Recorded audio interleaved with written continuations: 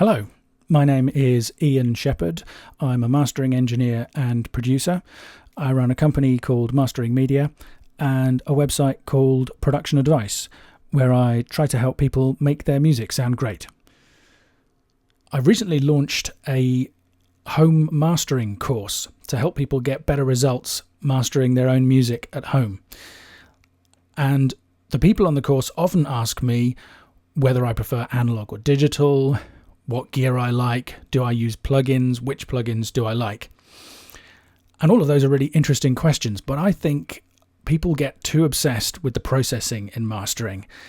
And I've actually come up with something I call the 3 M's of mastering. And the 3 M's are monitoring, metering, and mindset. You have to have great monitoring to do a decent job mastering your music.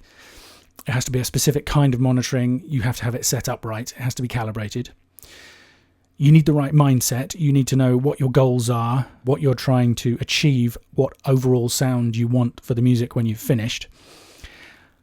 And a key element to both of those is the metering aspect. You need a way to accurately measure the music that you're working on to get feedback, especially when you're starting out mastering and learning how to achieve the results you want.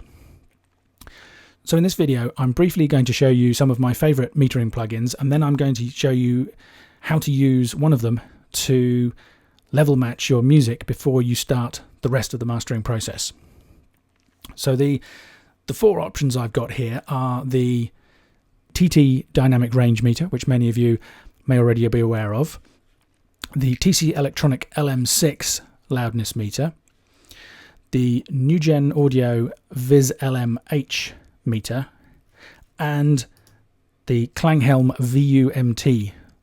So I'll briefly play you one of these songs that I have here so you can see the information that each of the meters gives you.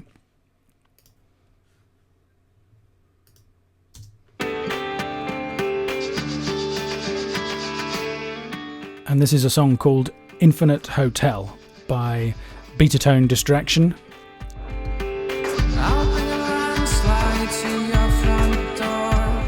I mastered it for their EP recently.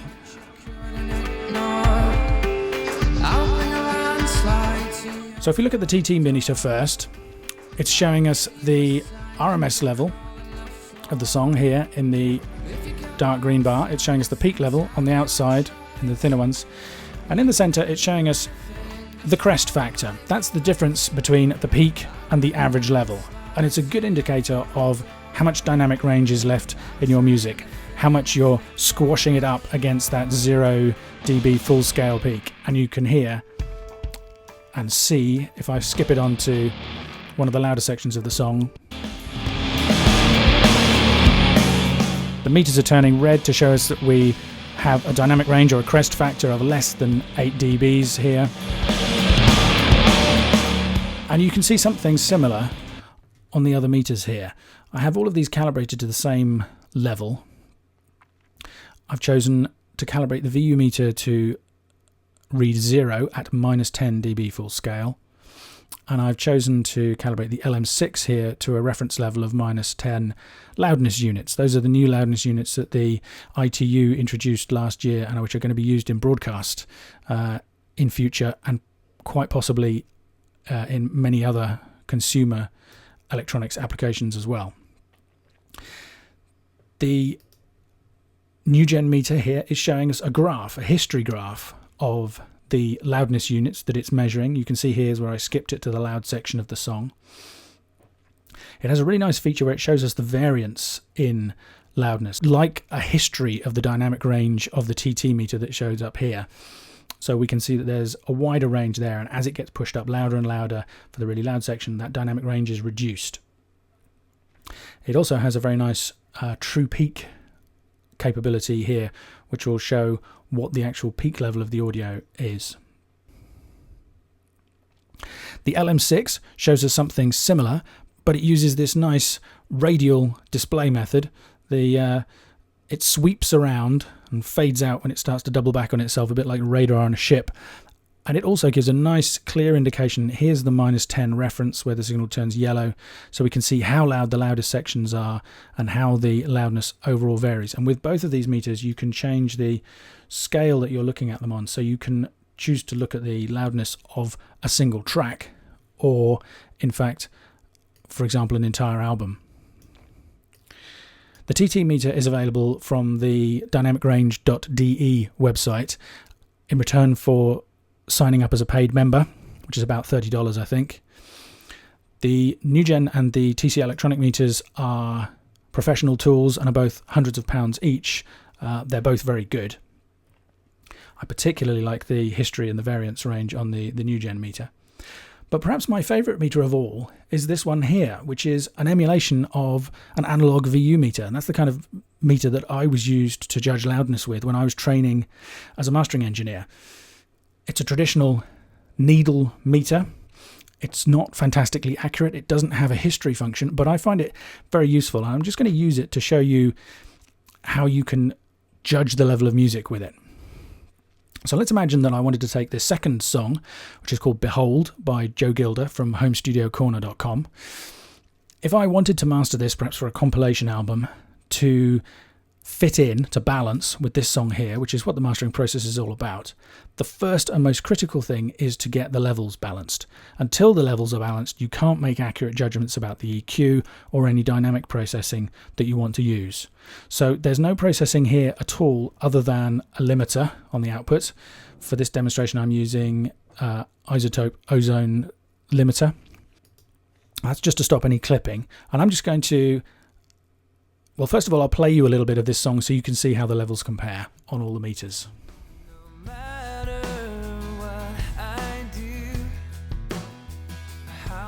And immediately you can see it's unmastered, it's a mix with plenty of headroom, so the levels are much lower. And all the meters give you a very clear indication of that.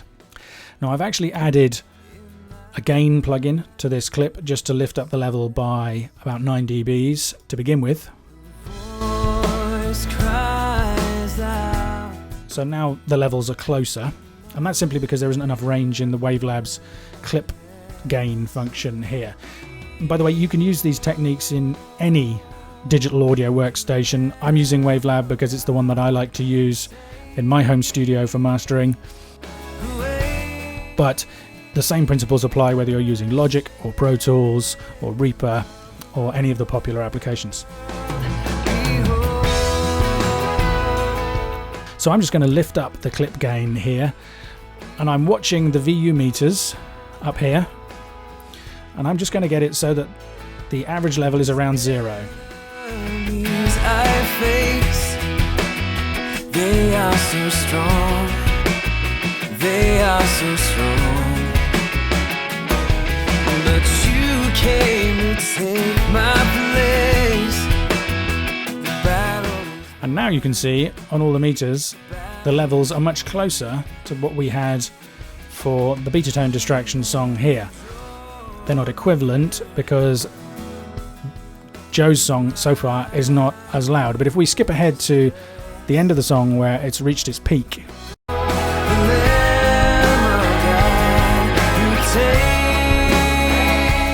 and then we flick across to the loudest section of Infinite Hotel,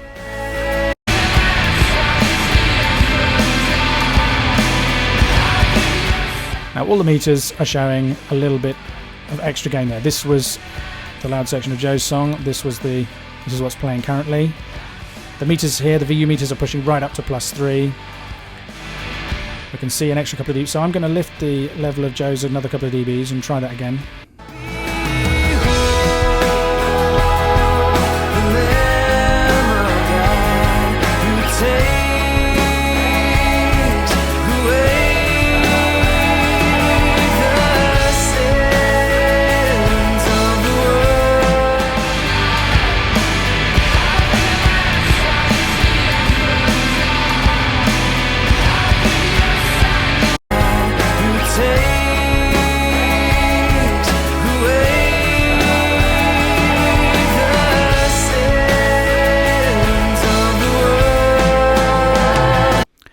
So there are obviously very different styles of song, but I think on all the meters you can clearly see, and more importantly, we can hear that the levels of those two songs are now very closely matched.